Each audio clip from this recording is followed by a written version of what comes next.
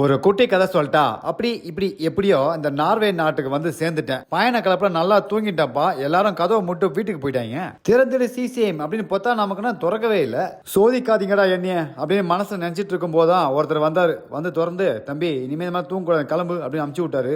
Oslo தொடர் வண்டி நிலையம் வெளியிலே சிறப்பா இருந்தது. உள்ள போன பாருங்க செதறிட்டேன். இது என்ன தொடர் வண்டி நிலையமா இல்ல தொடர்ந்துகிட்டே போற நிலையமா? இவ்வளவு பெருசா இருக்குது. இந்த தொடர் வண்டி நிலையத்தோட உட்கட்டமைப்பு பல சர்வதேச விமான நிலையங்களோட சொப்பன சுந்தையா இருக்கும் போல. அந்த அளவுக்கு நவீனமா இருந்தது.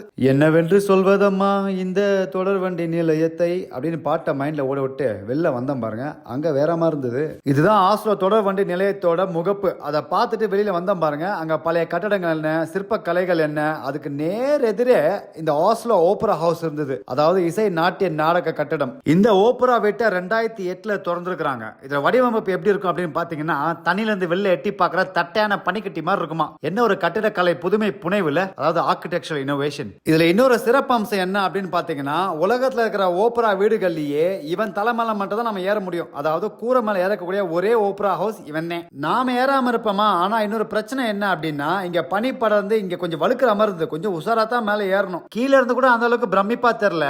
மேல போனோம் வேற மாதிரி இருந்துச்சு. வானமோ நீளம், பறந்து விரிஞ்சு கிடந்த சலவை கல்லின் கோணம், கதிரவனின் வெப்ப கானம், அதெல்லாம் பார்த்தோம்னா என் மனசை காணும். இதுதான் அந்த தண்ணியிலிருந்து எட்டி பார்க்கிற தட்டையான பனிக்கட்டி வடிவம். இதுக்கு மேல போக முடியாத போல இருக்குது. அது மட்டும் இல்லாம இந்த நீர்நிலையை ஒட்டி இருக்கிற நிலப்பகுதி, அதாவது வாட்டர் ஃப்ரண்ட் இருக்கு பாருங்க, அது சிறப்பா இருந்துச்சுப்பா. இந்த ஓப்பரா வீட்டு கூரை மேல இருந்து பார்த்தா இந்த ஓஸ்லோ நகரமே ஒய்யாரமா தெரிஞ்சது. பழமையும் புதுமையும் கலந்த ஒரு சிறப்பான நகரமா எனக்கு தெரிஞ்சது. இந்த இடத்துல எனக்கு மிகவும் பிடித்த ஒரு விஷயம் என்னவென்றால் நான் எடுத்த புகைப்படங்கள் தான். அடடடா, அற்புதமாகவும் அட்டகாசமாகவும் வந்திருந்தது. இந்த வீடு அழகா இல்ல இந்த நகரம் அழகா இல்ல இந்த புகைப்படத்துல இருக்க நான் அழகா? மேத்தகு கதிரவனுக்கு தான் நன்றி சொல்லணும். அவர் மட்டும் இல்ல வச்சுங்களேன் இந்த அளவுக்கு புகைப்படங்கள் அழகா வந்திருக்காது. தேவையான அளவுக்கு புகைப்படங்கள் எடுத்துக்கிட்டு கட்டடத்துல இருந்து பின்னோக்கி நடந்து அதுக்கு பக்கத்துல முன்னோக்கி நடந்தா சில விஷயங்களை பார்த்தேன். அடுத்த குட்டி கதையில சொல்றேன்.